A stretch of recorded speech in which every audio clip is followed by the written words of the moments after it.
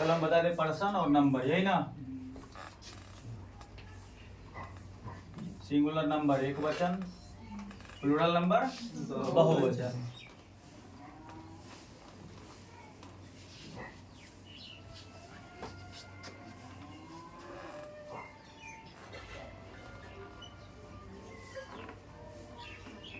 First person,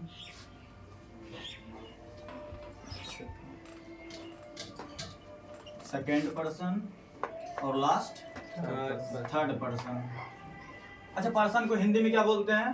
पुरुष। Person को हिंदी में पुरुष। जैसे फर्स्ट पर्सन प्रथम पुरुष,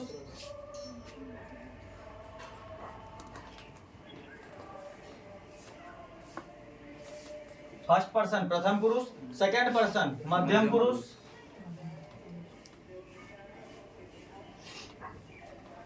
और थर्ड पर्सन उत्तम पुरुष।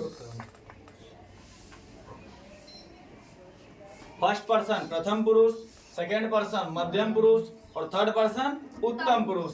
सिंगुलर नंबर एक वचन, प्लूरल नंबर बहुवचन।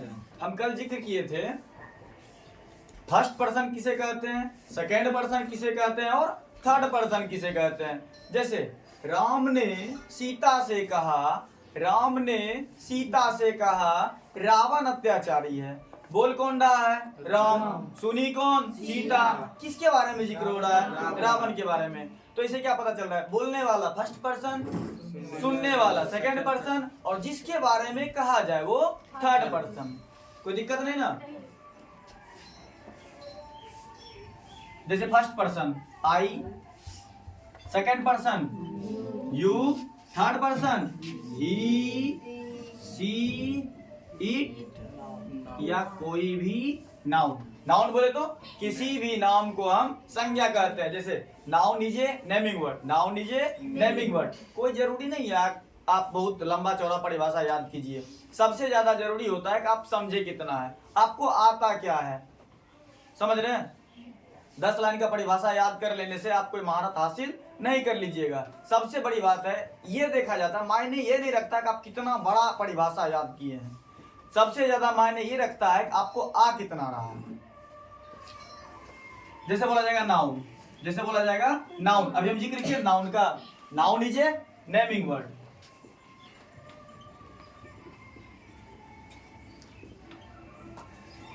Noun is a naming word. He, she, it noun. Third person singular number, third person singular number. First person का singular number I, second person का singular number you, third person का singular number he, she, it, any noun. He, she, it, any noun. I को हिंदी में मैं बोलते हैं, you को तुम या आप, तुम या आप। ही, सी, इट तो जान रहे, ही मतलब हुआ पुरुष के लिए, सी मतलब हुआ स्त्री के लिए, और इट निर्जीव के लिए। नाउन तो समझ ही रहे हैं। अब चलते हैं बहुवचन पे। अब चलते हैं बहुवचन, प्लूरल नंबर। बहुवचन बोले तो प्लूरल नंबर। जैसे आई, आई मतलब मैं। देखिए पर्सनली बोध आ रहा है यहाँ किस चीज का? मैं मतलब क्या हो रहा है? पर्सनली। जैसे मैं खाऊंगा, मैं खाऊंगा, यहाँ सिर्फ और सिर्फ मेरे बारे में बात किया जा रहा है। जैसे हम खाएंगे, हम लोग खाएंगे, मतलब इसमें एक से ज्यादा का बोध हो रहा है ना। तो इसीलिए एक वचन किसे कहते हैं? जिससे एक का बोध हो उसे एक वचन। एक से ज्यादा बहुवचन, एक से ज्यादा बहुवचन। संस्कृत में जाइएगा तो वचन 3, संस्कृत में जाइएगा तो वचन 3। एक वचन, द्विवचन और बहुवचन। एक वचन, द्विवचन, बहुवचन। लेकिन इंग्लिश में 2, सिंगुलर नंबर, प्लूरल नंबर। ज्यादातर मायने में इंग्लिश शॉर्ट है हिंदी से, इंग्लिश शॉर्ट है हिंदी से। अल्फाबेट ले लीजिए, अल्फाबेट में कितने वर्ण, अल्फाबेट में कितने लेटर? 26।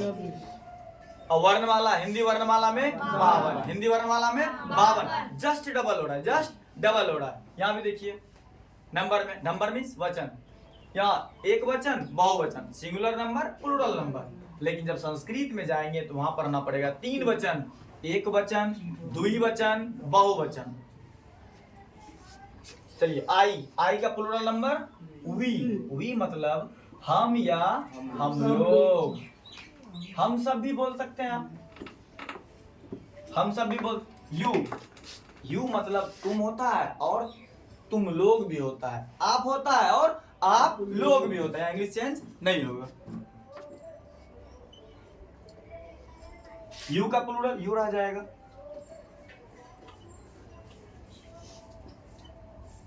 तुम लोग या आप लोग, any problem. He she it noun, इस सब का प्लूरल एक होता है, इस सब का प्लूरल एक होता है। दे मतलब होता है वे लोग या वे सब, वे सब। पर्सन का जिक्र किस लिए हुआ? क्योंकि हमें डाउट हो रहा था एस और ईएस का प्रयोग, डू और डज का प्रयोग, ये ना डाउट था। एस और ईएस का प्रयोग, डू और डज का प्रयोग, बस सीधी बात है। डू का प्रयोग तो सब में होगा, लेकिन किसको छोड़ के? थर्ड पर्सन सिंगुलर नंबर को छोड़ के। लेकिन जब बारी डज की आएगी ना, जब बारी डज की आएगी तो थर्ड पर्सन सिंगुलर नंबर में ही लगेगा, थर्ड पर्सन सिंगुलर नंबर में ही लगेगा। जैसे तुम खाते हो, तुम खाते हो। यू इट,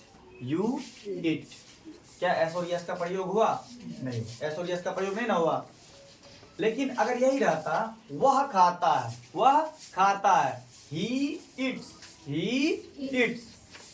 जैसे देखिए एक रूल देखते हैं, जैसे प्रेजेंट इंडेफिनिट का, प्रेजेंट इंडेफिनिट पता है ना, प्रेजेंट इंडेफिनिट का एक रूल है, subject plus verb plus S या ईएस प्लस ऑब्जेक्ट।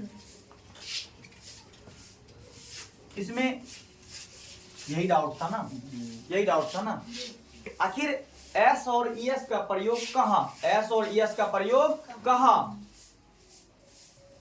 उसके बाद एक और चीज आता है, एस और ईएस तो पता चल गया थर्ड पर्सन सिंगुलर नंबर में, थर्ड पर्सन सिंगुलर नंबर में, लेकिन हम कहां एस लगाएंगे, कहां ईएस लगाएंगे, अभी हम थोड़ी देर में समझेंगे, कोई दिक्कत नहीं ना।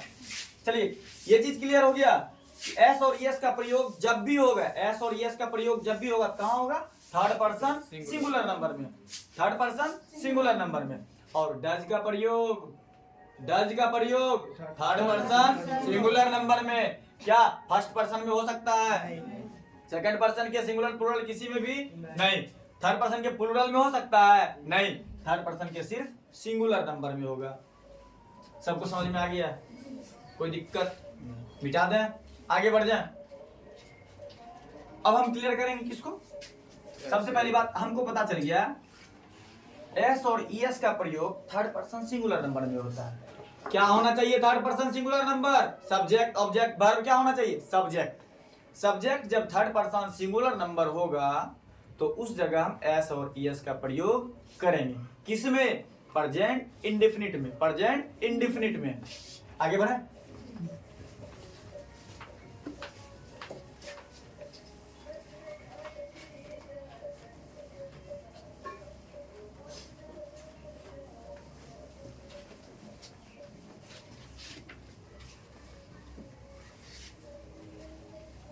हमें काम करते हैं, सबसे पहले प्रेजेंट इंडेफिनिट का रूल लिख लेते हैं, अच्छा ये क्लियर हो गया ना? पहले हम करते हैं, दो सेंटेंस और बचा हुआ है, दो नहीं, अभी क्या क्या बताया? अफर्मेटिव बताया और इंटेरोगेटिव बताया, निगेटिव, इंटेरोगेटिव, निगेटिव। अभी तीन और है। क्या क्या है? Imperative, optative, exclamatory. हम पहले इस तीनों का जिक्र कर लेते हैं, ठीक है?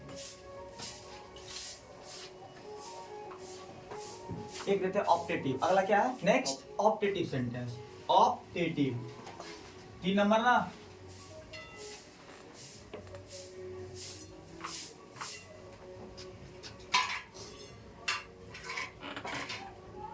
Optative sentence. इसे हम इच्छा सूचक भी कहते हैं,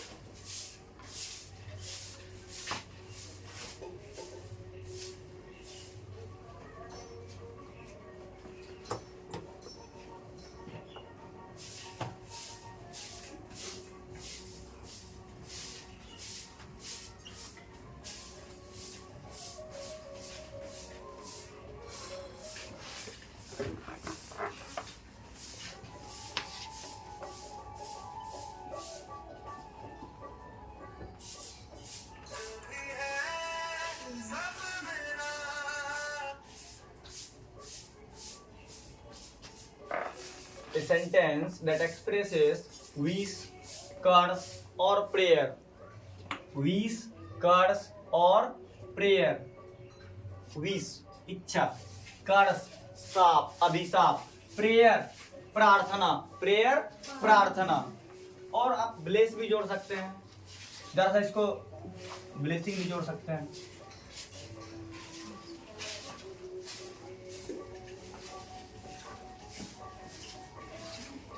A sentence that expresses wish, curse, bless or prayer, etc. is called optative sentence.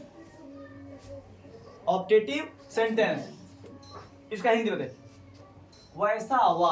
वैसा वाक्य जो इच्छा, शाप, आशीर्वाद या प्रार्थना का बोध कराता है उसे हम ऑप्टेटिव सेंटेंस कहते हैं। हिंदी भी लिखना पड़ेगा।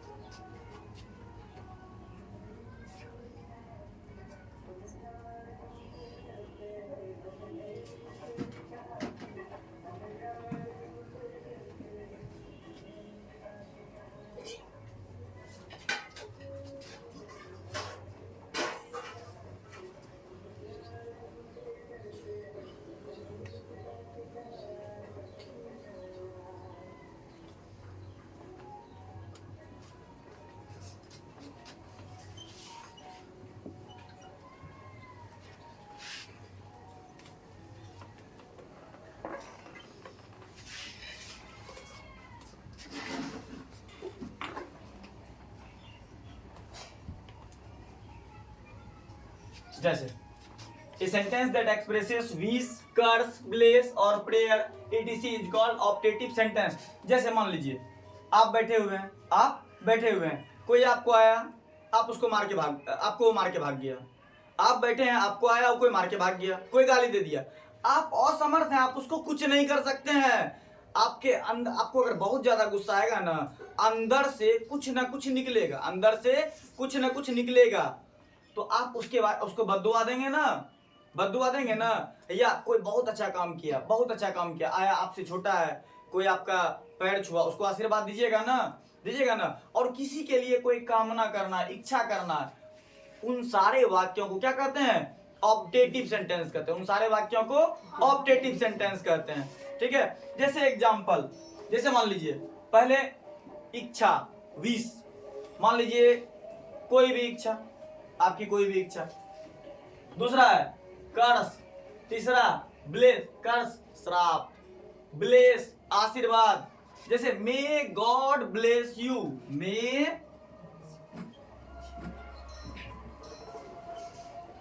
गॉड ब्लेस यू, भगवान तुम्हें खुश रखे या भगवान तुम्हें आशीर्वाद दे। ठीक, अब जैसे एक एग्जांपल हो गया। दूसरा लेते हैं, एक श्राप से लेते हैं, may you die from cholera, may you die from cholera, भगवान करे तुम्हें हैजा हो जाए और तुम मर जाओ, may you die from cholera. देखिए श्राप है ना,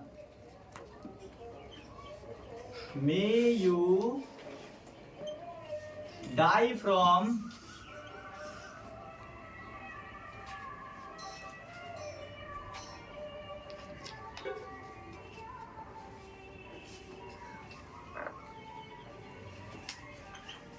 may you die from cholera.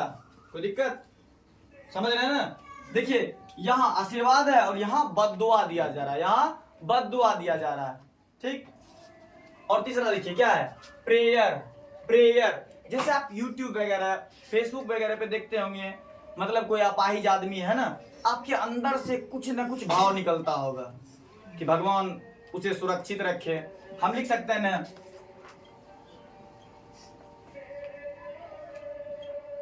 May God save him. May God save him. भगवान उसे सुरक्षित रखे, भगवान उसकी रक्षा करें, प्रार्थना हुआ ना? कोई दिक्कत इसमें? सब समझ गए? फिर से समझाएं? वैसा वाक्य, सीधा बात, वैसा वाक्य जिससे आंतरिक इच्छा का बोध हो, आंतरिक इच्छा का बोध हो। आंतरिक इच्छा, आंतरिक भाव मतलब श्राप भी हो सकता है, दुआ भी हो सकता है, बद्दुआ भी हो सकता है, प्रार्थना भी हो सकता है, कुछ भी हो सकता है। ठीक है? जैसे मे गॉड ब्लेस यू, आशीर्वाद दे रहा है। दूसरा, may you die from cholera, may you die from cholera, ज्यादातर महिला के मुंह से गाली सुनेंगे सब, may you die from cholera. इसका मतलब तुम्हें हैजा हो जाए और तू मर जा। दुआ है, कोई लेना चाहेगा? नहीं। मे गॉड सेव हिम, भगवान उसकी रक्षा करे, प्रार्थना है। क्लियर है? सबके समझ में आ गया? आगे बढ़े? चलिए, ये ऑब्जेक्टिव सेंटेंस का सिर्फ परिभाषा और आपको हम कुछ एग्जांपल बताए हैं, डेफिनेशन और एग्जांपल। ऑब्जेक्टिव सेंटेंस के कुछ पार्ट भी हैं, इंटरोगेटिव के भी कुछ पार्ट हैं। ठीक है? मिटा दें।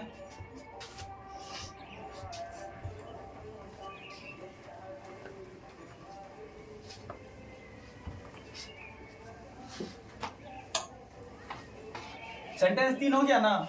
हम कितने सेंटेंस का जिक्र किए थे? 5 का जिक्र किए थे, 5 का। लेकिन हम अगर हम टोटल सेंटेंस को अगर गिनते हैं क्रमशः तो 7 पुर जाता है। कितना हो जाता है? 7 हो जाता है। लेकिन जनरली कितना है? जनरली 5 है। नेगेटिव और इंटरोगेटिव क्या है? एक होता है रिसोर्स, जब पढ़िएगा ना, रिसोर्स जब पढ़िएगा ना, एक होता है नेचुरल रिसोर्सेस और दूसरा होता है मैन मेड। एक होता है नेचुरल, जरा सा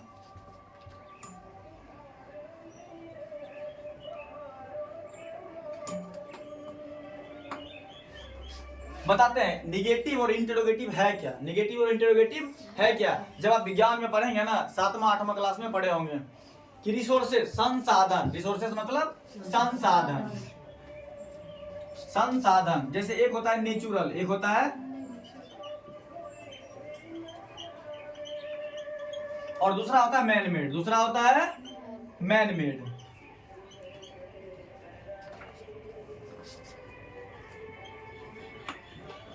इसे क्या पता? नेचुरल मतलब प्राकृतिक संसाधन, प्राकृतिक संसाधन।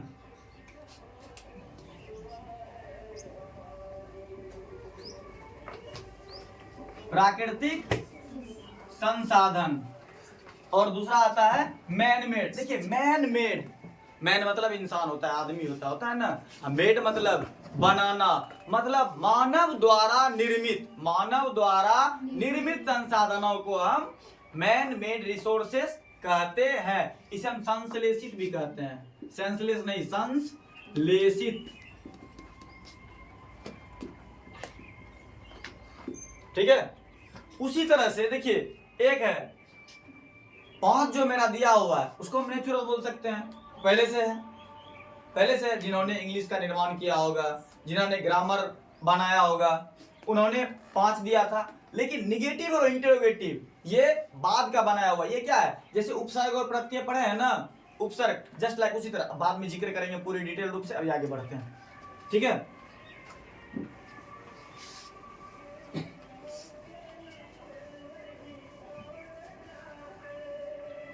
आगे है इंपेरेटिव, आगे है इंपेरेटिव। 3 हो गया ना? चौथा क्या है? Imperative, imperative.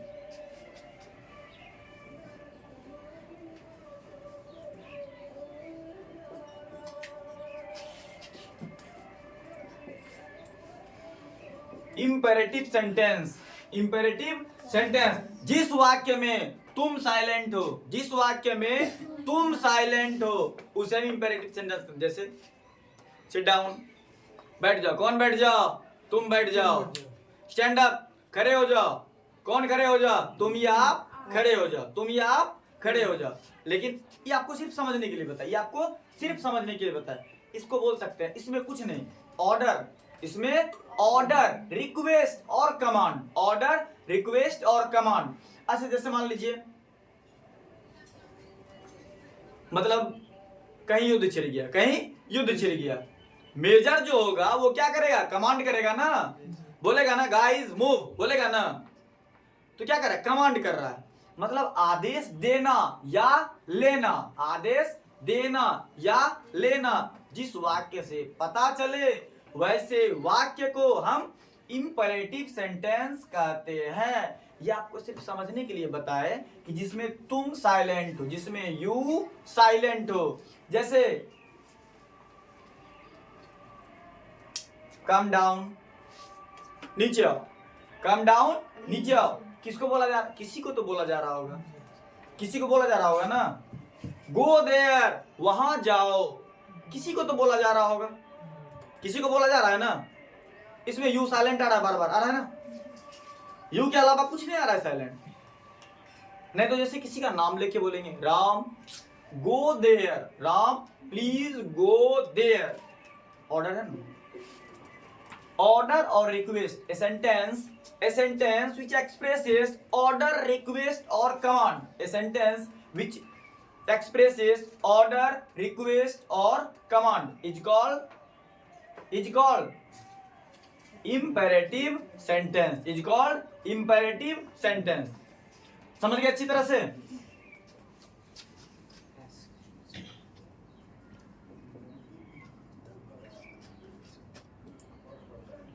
A sentence which expresses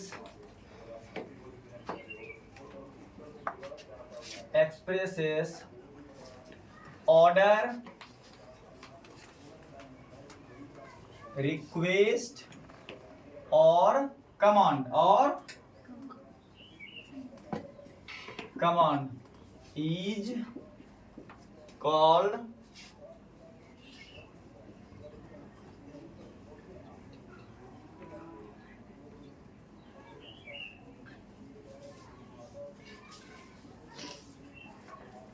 imperative sentence। Any problem, अच्छी तरह से समझ में आ रहा है।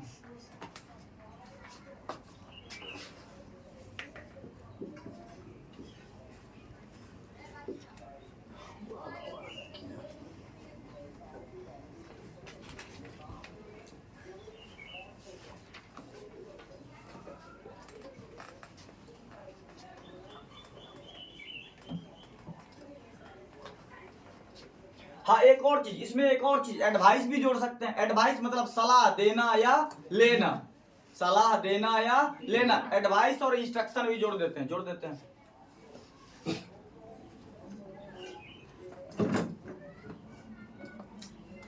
एडवाइस,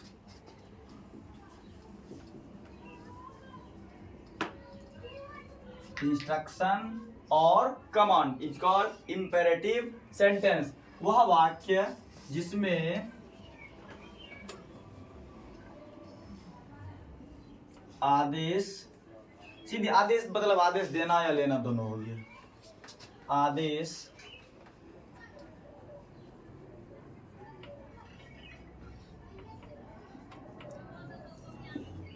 अनुरोध, सलाह,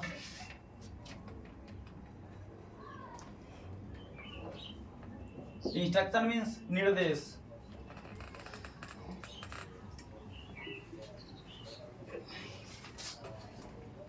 निर्देश का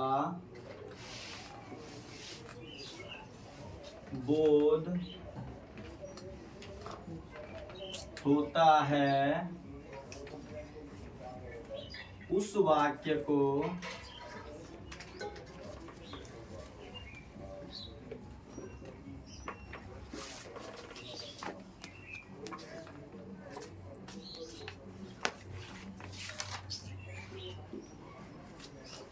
इंपरेटिव सेंटेंस कहते हैं। अच्छी तरह से समझ में आ रहा है? कोई प्रॉब्लम भी है, कोई डाउट नहीं? वह वाक्य जिसमें आदेश, अनुरोध, सलाह या निर्देश का बोध होता है उस वाक्य को इंपेरेटिव सेंटेंस कहते हैं। अब इसका कुछ एग्जांपल ले लेते हैं।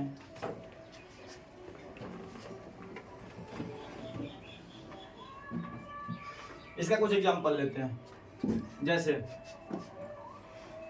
Stand up. जैसे आप ही लोग कोई गलती करेंगे, बोलेंगे ना खड़े हो जाओ, स्टैंड अप बोलेंगे ना, खड़े हो जाओ, मतलब आप या तुम खड़े हो जाओ। यू साइलेंट आ रहा है सब में, आ रहा है ना।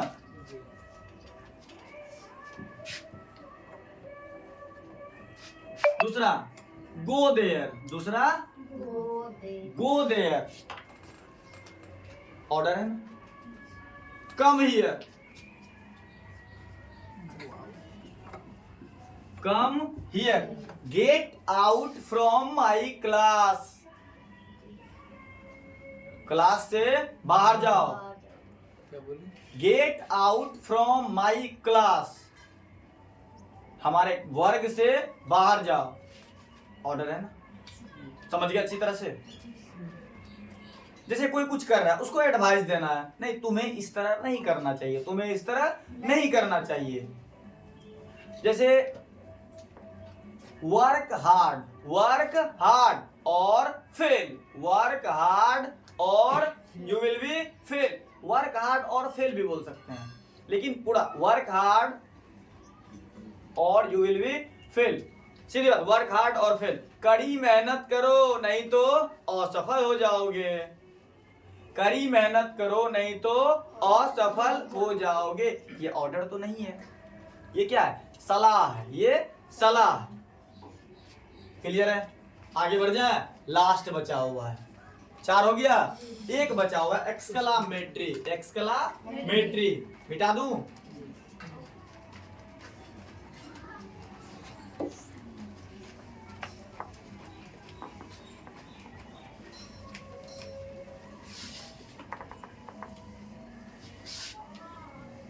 हाँ, जिनको लिखना होगा वीडियो रोक के लिख लीजिएगा।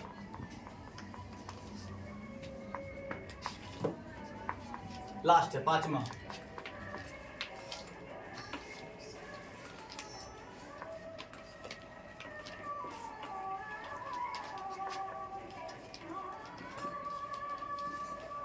Exclamatory sentence, exclamatory sentence, a sentence which expresses sudden feeling or emotion,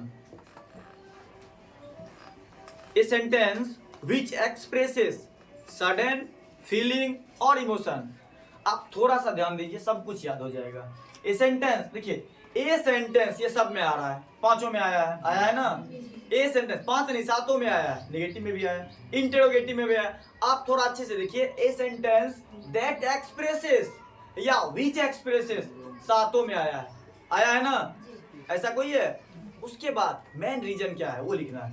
a sentence that expresses sudden, sudden मतलब सडनली से बना है, सडन, जैसे सडनली मतलब होता है अचानक। A sentence which expresses sudden feeling और emotion, a sentence which expresses sudden feelings और इमोशन। अचानक खुशी या गम, अचानक खुशी या गम। जो वाक्य बताता है उस वाक्य को हम एक्सक्लामेटरी सेंटेंस या विस्मयादि बोधक वाक्य कहते हैं। समझ में आ गया।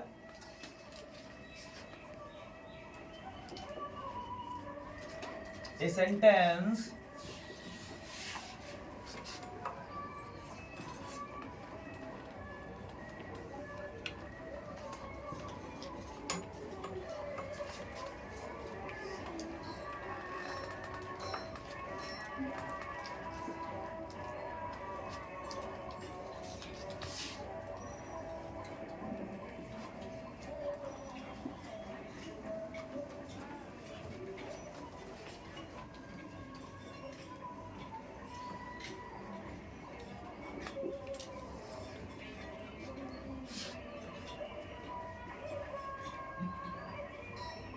A sentence which expresses sudden feelings or emotion।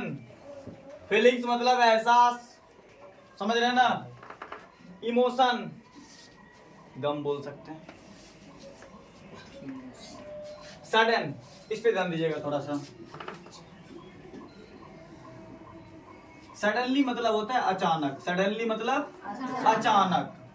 तो सडन, इसी सडनली से बना है सडन। अचानक खुशी या गम का बोध हो, उस वाक्य को एक्सक्लामेटरी सेंटेंस या विस्मयादि बोधक वाक्य कहते हैं।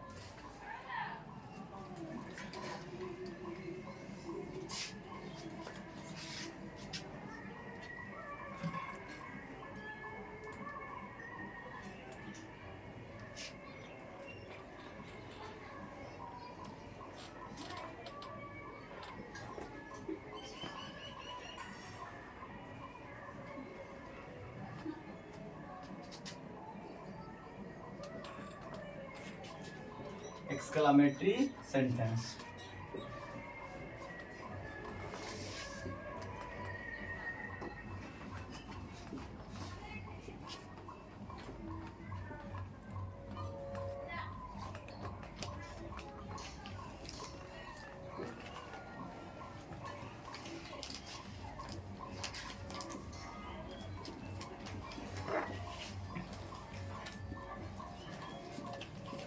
खुशी, गम या आश्चर्यजनक बातें का बोध हो, उस वाक्य को हम एक्सक्लामेटरी सेंटेंस या विस्मयादि बोधक वाक्य कहते हैं।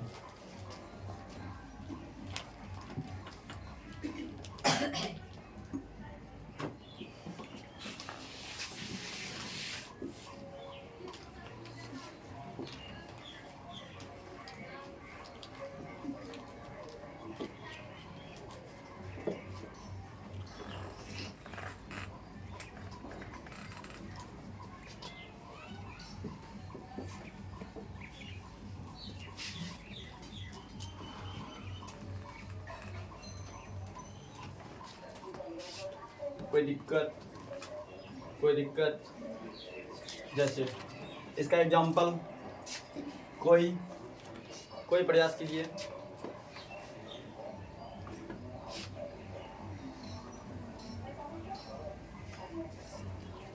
जैसे एलास मतलब काश, alas I have A wing, alas I have A wing, काश मुझे पंख होता, काश मुझे पंख होता। Alas, I have a wing, then I fly in the sky. काश मुझे भी पंख होता तो मैं आसमान में उड़ती। समझ रहे हैं?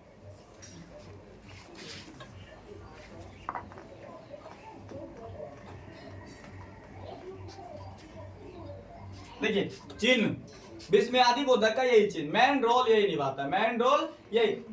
जिस तरह आप इंट्रोगेटिव में इस रोल का मेन भूमिका था, उसी तरह से एक्सक्लामेटरी में ये सिंबल, यही सिंबल किसका, एक्सक्लामेटरी सेंटेंस का सिंबल है।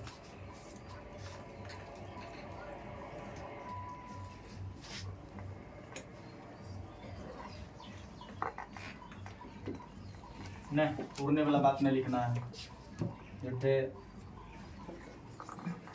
कुछ लोगों को बुरा लग जाएगा, लेकिन कुछ लोग होता है बगैर पंख का भी उड़ने लगता है, देखे हैं। ज्यादा जिक्र नहीं करेंगे, झूठे तकलीफ हो जाएगा। दूसरा लगने बोलिए कोई। Hurray I won the match, जैसे कोई मैच हो रहा है, कोई जैसे मान लीजिए आईपीएल का फाइनल होने वाला ना आज, जैसे चेन्नई और गुजरात टाइटंस, दोनों में अचानक चेन्नई हार के कगार पे है। कुछ ऐसा करिश्मा हुआ कि चेन्नई जीत गया। तो जो सोच रहा था कि हम हार जाएंगे, उसको अचानक खुशी मिलेगा ना, हो सकता है हार्ट अटैक भी हो जाए, हो सकता है खुशी के मारे हार्ट अटैक भी हो जाए, तो उसको बोलेंगे hurray I won the match.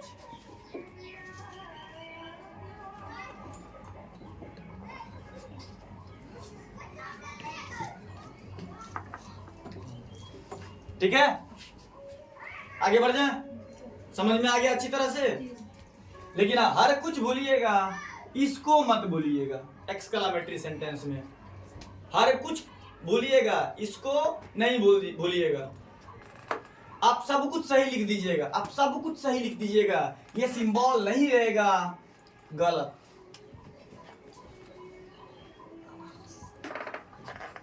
आगे बढ़ जाए, बढ़ जाए।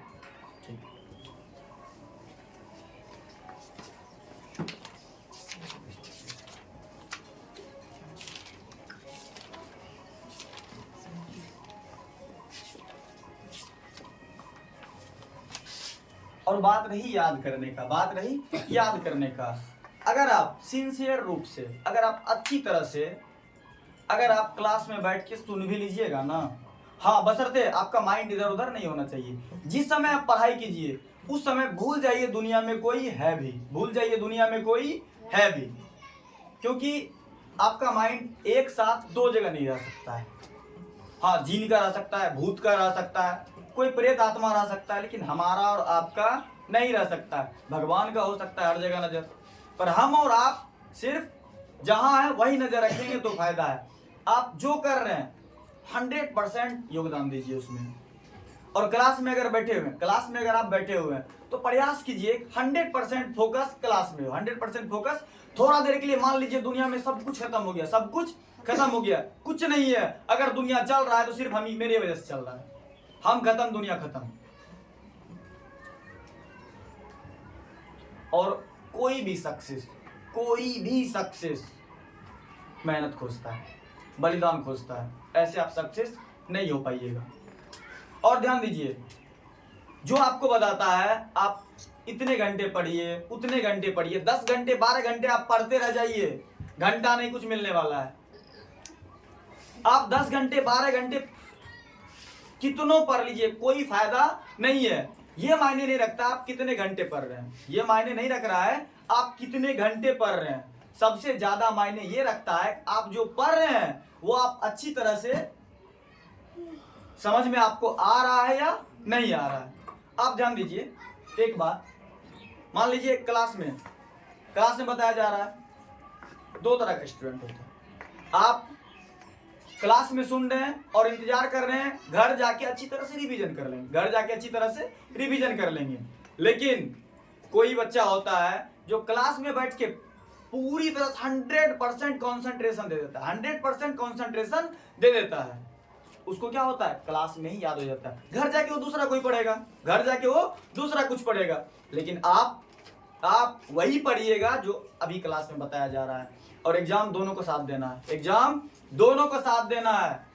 वो आपको जब एग्जाम की बारी आएगी ना तो आपको रौंद के निकल जाएगा, वो आपको रौंद के निकल जाएगा। इसीलिए आगे वाले समय का इंतजार कभी मत कीजिए, आगे वाले समय का इंतजार कभी मत कीजिए। अगर अभी आप सो रहे हैं ना, अगर अभी आप सो रहे हैं तो आप ही के क्लास का कोई लड़का कोई लड़की किसी कोने में बैठ के पढ़ रही होगी, किसी कोने में बैठ के पढ़ रही होगी। तो बताइए जब आपका और उसका आप और वो आमने सामने होइएगा तो आपको बेरहमी से रौंद के निकल जाएगा।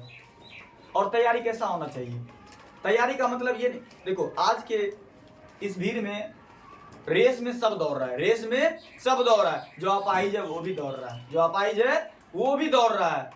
पर ध्यान दीजिएगा दौड़ सब रहा है, दौड़ सब रहा है। सफलता दौड़ने वाले को नहीं मिल रहा है, सफलता उस भीड़ में जो सबसे तेज दौड़ता है उसको मिल रहा है। इसलिए आपको दौड़ना भी नहीं है, तेज दौड़ना है। क्या धीरे दौड़ना है कि तेज दौड़ना है? सिर्फ दौड़ना है नहीं, उस भीड़ में आपको तेज दौड़ना है। आप बाद में स्टूडेंट है, आप बाद में स्टूडेंट है। सबसे पहले हर वो बच्चा जो पढ़ रहा है वो सबसे पहले अपने माँ बाप का सबसे बड़ा उम्मीद है, अपने माँ बाप का सबसे बड़ा उम्मीद है। एक माँ बाप जो आपके लिए कर रहे हैं ना वो आपके लिए कोई नहीं कर सकता है, सोचिएगा भी नहीं। इस दुनिया में माँ और बाप के बाद दिया हुआ किसी के हाथ से चाहे वो कुछ भी हो वो एहसान होता है, वो एहसान। अगर आपको माँ बाप के अलावा कोई 1 रुपया भी दे रहा है तो एहसान होगा। इसलिए अपने लिए नहीं पढ़िए, अपने लिए नहीं पढ़िए। ये देखिए हमारे गार्जियन हमको किस तरह पढ़ा रहे हैं, हमारे माँ पिताजी हमको किस तरह पढ़ा रहे हैं, वो किस हालत में है और हम किस हालत में है। आप मेला जाते हैं, बढ़िया बढ़िया कपड़ा पहनते हैं, अच्छा कपड़ा पहनते हैं, कभी आप अगर पढ़ने का मन नहीं हो, अपने माँ बाप का स्थिति देखिएगा और खुद से मिलाइएगा, दुनिया को छोड़िए, खुद से मिलाइएगा आप कौन सा कपड़ा पहन रहे हैं और आपके पिताजी कौन सा कपड़ा पहने हुए हैं। आप अपना चप्पल देखिएगा और अपने पिताजी का चप्पल देखिएगा, आप अपना जूता देखिएगा और अपने पिताजी के जूता देखिएगा, पता चल जाएगा कि वो किस कष्ट में रह के आपको पढ़ा रहे हैं। और जो ये उम्मीद तोड़ देता है ना, उसको धरती पर तो शरण नहीं मिलता है, आगे हम नहीं देखे हैं। धरती पर तो शरण नहीं मिल सकता है, आगे हम देखे नहीं तो हम बता नहीं सकते। और विद्यार्थी का सबसे बड़ा धर्म होता है पढ़ाई।